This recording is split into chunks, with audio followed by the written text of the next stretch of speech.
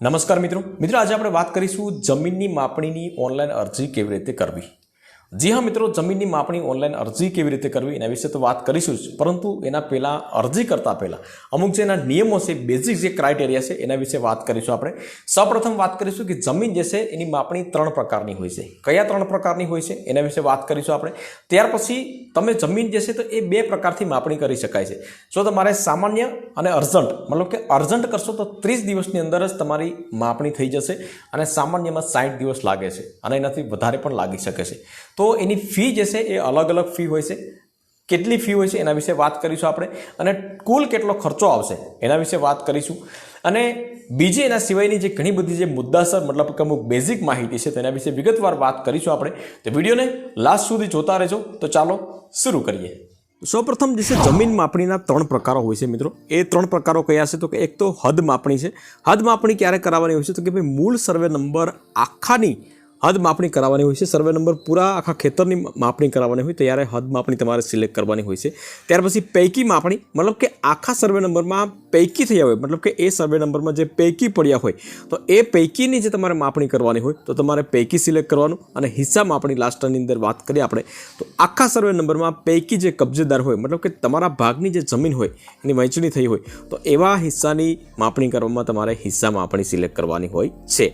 હવે માપણી અરજીની અગ્રમતા 2 પ્રકારની હોય છે।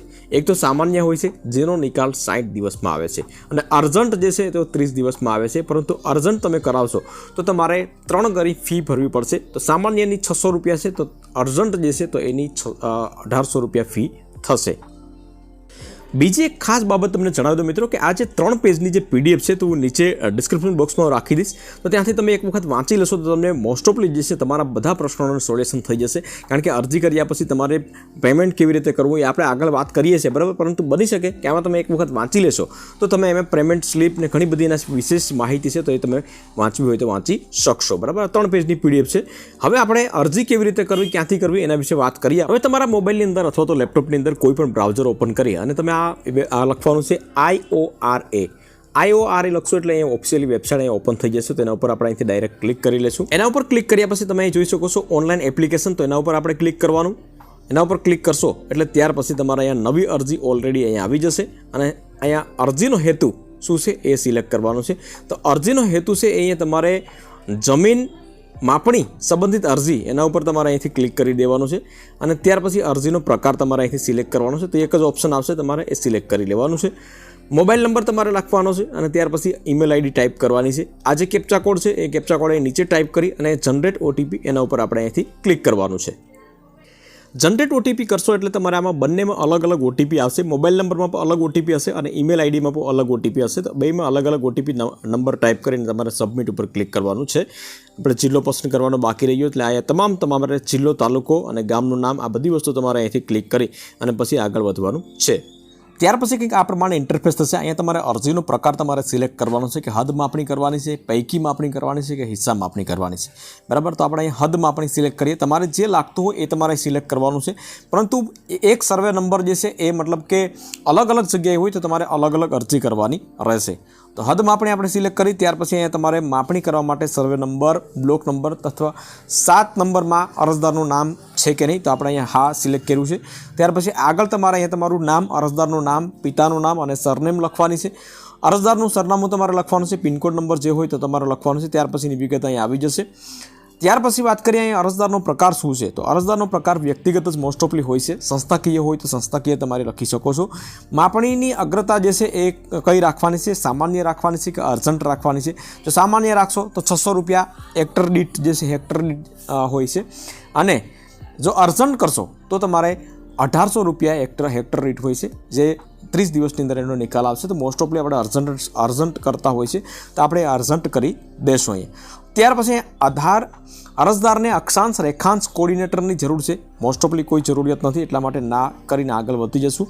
સર્વે નંબર અહીં પસંદ કરવાનો છે, તમારા ગામનો તમારો જે સર્વે નંબર હોય એ તમારે અહીંથી સિલેક્ટ કરવાનો છે। આ પ્રમાણે અહીંથી સર્વે નંબર પસંદ કરી અને ખાતા નંબર તમારો જે હોય તે ઓટોમેટિક આવી જશે અને ત્યાર પછી સર્વે નંબરમાં અરજીમાં ઉમેરો, સર્વે નંબર અરજીમાં ઉમેરો, તો એના ઉપર આપણે અહીંથી ક્લિક કરી લેશું. ત્યાર પછી તમારી ડિટેલ જે નીચે સ્ક્રોલ કરશો એટલે ડિટેલ આવી જશે, કેટલી જમીન છે, તમારી જૂની શરતની છે કે નવી શરતની છે. અહીંથી તમારે મિસ્ટેક થઈ હોય તો તમે ડિલીટ પણ કરી શકો છો, બરાબર. હવે બાહેંધારી જે છે એ તમારે ઔપચારિકતા છે તો તમારે બધા ટીક કરી લેવાના છે, ટીક આ પ્રમાણે કરી લેવાના છે. વાંચવા હોય તો વાંચી શકો છો અને સેવ એપ્લિકેશન એના ઉપર તમારે ક્લિક કરવાનું છે. ત્યાર પછી તમારો એક અરજી નંબર આવશે, બરાબર. તમે આ પ્રમાણે ઇન્ટરફેસ હશે કે ભાઈ તમારી અરજી જે છે ઓનલાઈન સ્વીકારવામાં આવી છે અને આ તમારો અરજી નંબર અહીંયા છે. આપણે અહીંયા ઓકે કરીને આગળ વધી જવાનું છે. અરજી કન્ફર્મ કર્યા પછી તમારે અહીંયા તમે જોઈ શકો છો માપણી ફી જે છે આપણે અર્જન્ટમાં કર્યું હતું એટલા માટે 1800 રૂપિયા ફી ભરવાની છે. પરંતુ એના પહેલાં તમારે પ્રિન્ટ એપ્લિકેશન અને પ્રિન્ટ કન્સન્ટ ફોર્મ, બરાબર, આ બંને પ્રિન્ટ આઉટ કરી અને અહીંયા અરજીપત્રક અને સંમતિપત્રકમાં તમારે અપલોડ કરવાની છે, બરાબર. અરજીપત્રકમાં તમારે પ્રિન્ટ એપ્લિકેશન અપલોડ કરવાની છે અને પ્રિન્ટ કન્સન્ટ ફોર્મ કરીને છે તેમાં સંમતિપત્રક અપલોડ કરવાના છે, બધાને સહી લઈને.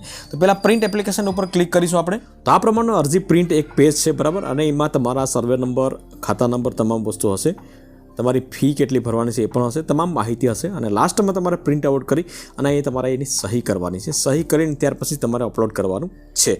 પ્રિન્ટ કન્સેન્ટ ફોર્મ કરીને છે તો એના ઉપર આપણે ક્લિક કરીશું.